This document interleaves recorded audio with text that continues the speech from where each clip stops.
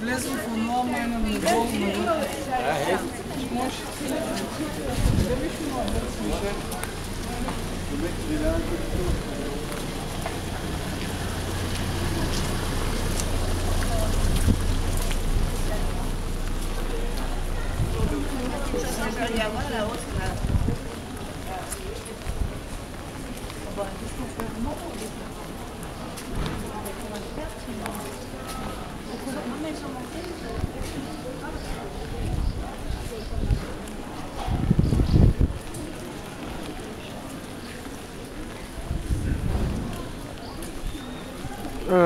Това е Реквие в Елзас, Франция, село,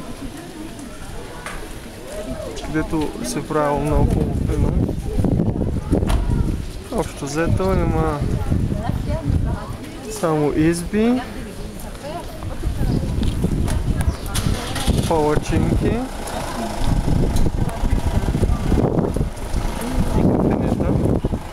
и всички са много диви и щастливи от този факт. И хляб. Дълъг хляб.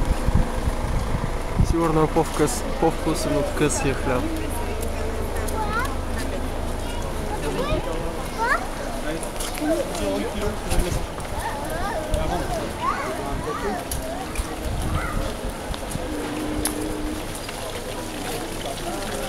Чешмички, метин, бременен, ще роди апарат.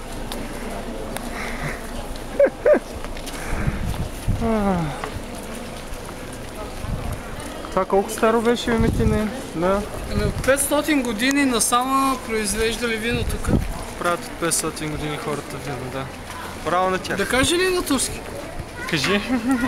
Valla bu şekilde 500 yıldır herhalde şey yapıyorlarmış. Oğlum bak orayı da çek. Değil mi? Tamam bir. Ya orada işte üzümler daha öte doğru 6 kilometre boyunca. Който не е разбрал на турски като мене, само е такива лозя има тук. В близките 20-30 км. No Trabzon. Само Трабзон, да.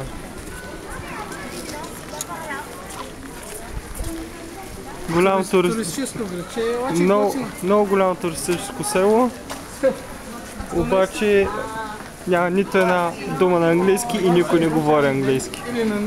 Или на немски, или на някакъв друг нормален език. На испански също не сме пробвали и китайски, като най-популярни по света, обаче това е само защото не ги знаем.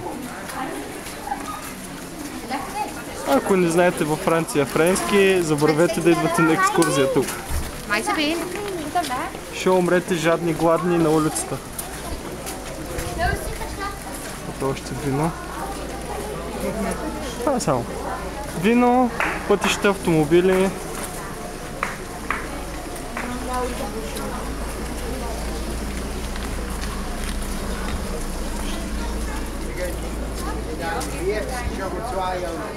Грозни лисици.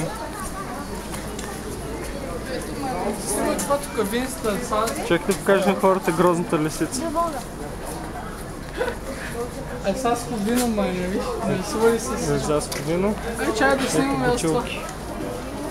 Лисица. Слизат и пречаствали са. Долу има още една грозна. Чай да видя?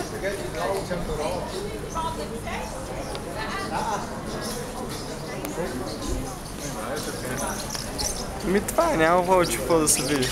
Чао!